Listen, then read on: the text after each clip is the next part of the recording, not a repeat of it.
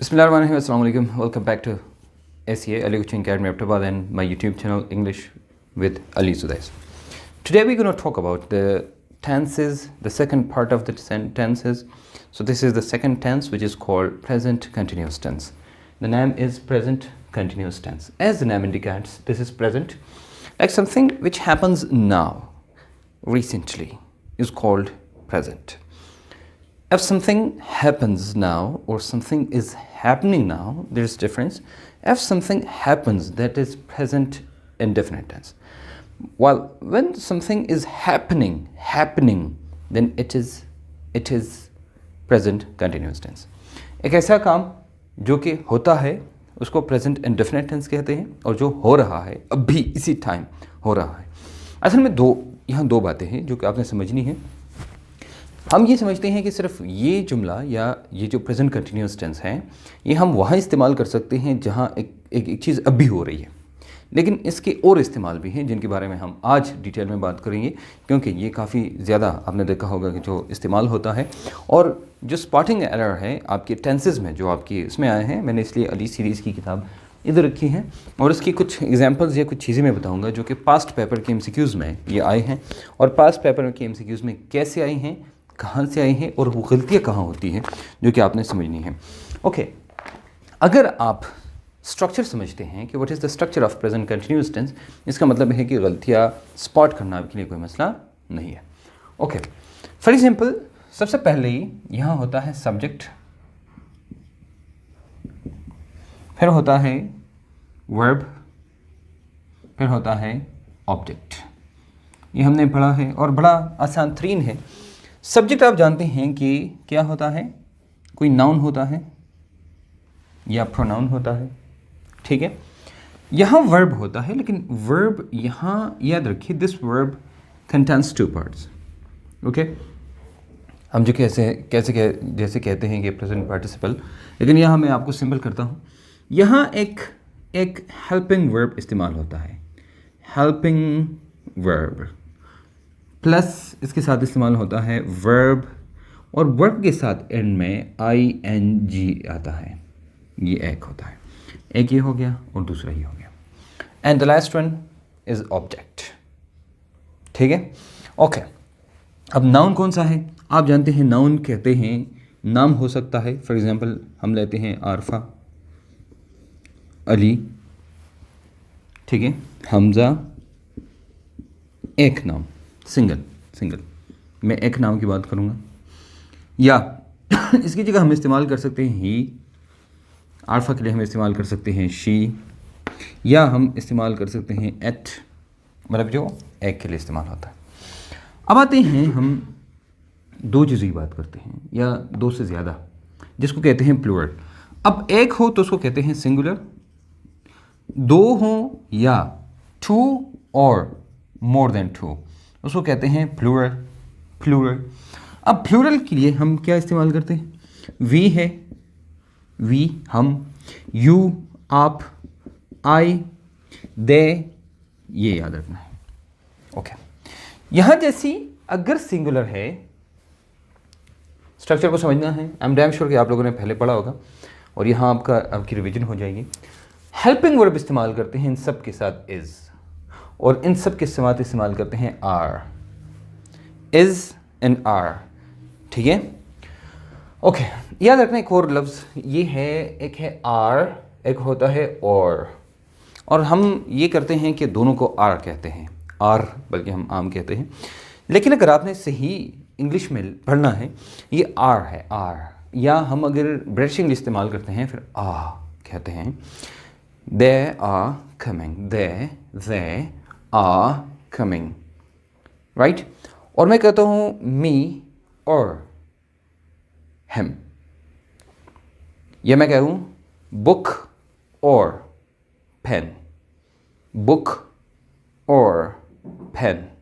अब याद रखना, ये जो मैं जितनी भी बातें करता हूँ सब अमेरिकन इंग्लिश हैं, तो मैं कोशिश करता हूँ जब ब्रिटिश में इस्तेमाल करूँगा तो वहाँ पर मैं आपको बताऊँगा, ठीक है. थोड़ा थोड़ा मैं आपको बता सकूँगा कि यार ये क्या है. तो यहाँ ये दो हेल्पिंग वर्ब है. वन हेल्पिंग वर्ब इज़, जो वर्ब के साथ हेल्प करे उसको हेल्पिंग वर्ब कहते हैं, और इससे पता चलता है कि ये प्रेजेंट कंटिन्यूअस टेंस है. यहाँ आता है वर्ब।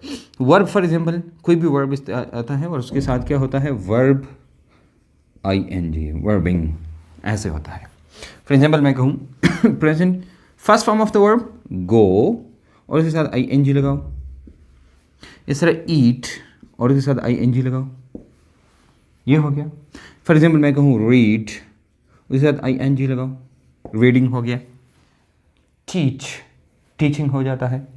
ऐसी बहुत सारी चीज़ें ये, और उसके साथ है ऑब्जेक्ट। तो याद रखना, मैंने पहले भी कहा था कि ऑब्जेक्ट वो वही चीज़ है जो इंडिपेंडेंट है बाकी जुमले से।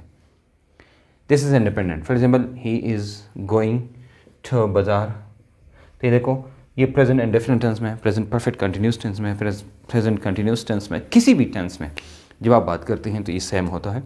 हमारा इसके भी काम नहीं है कि ये प्रेजेंट टेंस है, पास्ट टेंस है या फ्यूचर टेंस है। अगर प्रेजेंट टेंस है तो उसमें भी सेम होगा, अगर पास्ट टेंस है उसमें भी सेम होगा, और अगर फ्यूचर टेंस है आने वाला उसमें भी सेम होगा। समझ आ रही बात? अब हम आते हैं इंपॉर्टेंट पॉइंट की तरफ जो कि आपके लिए इंपॉर्टेंट है। पहली बात यह है कि जो मैंने क्वेश्चन देखे अली सीरीज़ में जो कि पास्ट पेपर MCQs हैं, उनमें से स्पॉटिंग एरर में सबसे पहली जो चीज़ आई थी ये इज़ और वज़ का मैंने देखा। ये एक पुराने पेपर में मैंने देखा तो उन्होंने दिया था स्पॉटिंग एरर का ये। अच्छा, मैं present indefinite to read for, अच्छा, I remember going to British museum one day to read for the treatment of, ये नहीं है, ये मैं प्रेजेंट इंडेफिनिट, ओके, ये है। एक मेरे इधर मिला, okay. When he was a kid every time he are, ये हो गया। अब हमें पता है कि ही जब भी आता है ही के साथ इज़ आता है, और एक पास पेपर में दिया है ही के साथ आर दिया है, जो कि आपने समझना है कि कहाँ पर ये गलती हो सकती है। तो पहली गलती हमें पता चला कि ये गलती इधर हो सकती है कि ये वाला। अब इसकी यूजेस क्या है? क्या हम सिर्फ इसको रीसेंट काम के लिए इस्तेमाल कर सकते हैं, या हम आने वाले थोड़ी सी करीबी फ्यूचर में भी इस्तेमाल कर सकते हैं, या कभी कभी हम इसको फ्यूचर के लिए भी इस्तेमाल कर सकते हैं। समझ रही बात? करीबी प्रेजेंट और कभी कभी फ्यूचर के लिए। He is coming tomorrow, he will come tomorrow. समझ रही बात? अब जुमले दोनों आपने सुने होंगे लेकिन आपके जहन में नहीं होंगे कि कभी कभी हम इस्तेमाल करते हैं, खुद ही इस्तेमाल करते हैं, लेकिन हमें ये नहीं पता कि भाई हम जो इस्तेमाल करते हैं क्या ये हमने फ्यूचर के लिए इस्तेमाल किया। मुझे डस्टर दें, डस्टर, ये हमने फ्यूचर के लिए इस्तेमाल किया या हमने प्रेजेंट के लिए इस्तेमाल किया। हम सिर्फ इज़, वाज, आर वगैरह को देखते हैं और हम कहते हैं भाई ये हमारा क्या है। तो टेंस होता है प्रेजेंट कंटिन्यूस टेंस, लेकिन इसका इस्तेमाल कहाँ पर है, उस इस्तेमाल के बारे में बताऊंगा कि इसका इस्तेमाल कहाँ पर है। इसका इस्तेमाल दो जगह पर होता है। एक होता है वही जो रिसेंटली हम इस्तेमाल करते हैं, मतलब अब चीज़ जो अभी हो रही होती है, एक चीज़ जो अभी हो रही होती है in the recently, now, like now, अभी। फॉर एग्जाम्पल मैं ये जो कर रहा हूँ तो ये मैं अभी कर रहा हूँ, ये देखो। और अगर मैं लिख रहा हूँ तो मैं अभी लिख रहा हूँ। जुमला यही है, सेम टू सेम, इसमें कोई नहीं है, कोई चेंजेस नहीं आएगी इस जुमले में, कोई चेंजेस नहीं आएगी। देखो अब मैं क्या करूँ, पहली बात रिसेंट कोई काम होता है अभी, इसी टाइम कोई काम होता है और मैं इसको मेंशन करना चाहूँ या बोलना चाहूँ तो इसमें आएगा मैं भी बोल रहा हूँ। तो मैं कहूँ आई, तो आई के साथ क्या इस्तेमाल होता है, एम इस्तेमाल होता है, और यहाँ पर स्पीक तो स्पीकिंग हो जाएगा, आई एम स्पीकिंग। या मैं लिख सकता हूँ आई एम टीचिंग, तो मैं क्या टीच कर रहा हूँ, इंग्लिश, तो ऑब्जेक्ट में इंग्लिश आ जाएगा, आई एम। या आप कह सकते हैं he is looking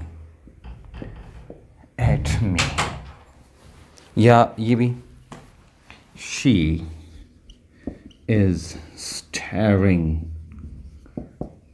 at me. देखो स्टेयर कहते हैं इसको, किसी को तो आप ऐसे देखते हैं, कभी कभी होता है ना, इंसान स्टेयर करता है किसी को, इसको स्टेयरिंग कहते हैं, कि बस आंखें उधर से कहीं नहीं जाती, स्टेयर। और लुकिंग एट मी, सीइंग बड़ी मुख्तसर टाइम के लिए होता है, लुक थोड़े से ज़्यादा के लिए, और स्टेयर जो होता है वो जो बिल्कुल आंखें नहीं हटाता। तो इनमें ये डिफरेंस है, ये समझना चाहिए, छोटी छोटी बातें हैं। See for example, I saw him while he was going, right.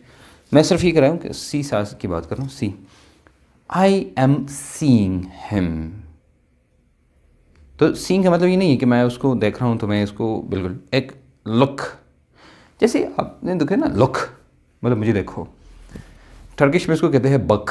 अगर आपने एर्थोरल सीरीज़ देखी है, जब कोई बात होती है तो कहते हैं बक ओलम, मतलब मुझे देखो मेरे बैठे, या कोई बात होती है बुक बक कार्दशम, मुझे देखो मेरे भाई, ठीक है।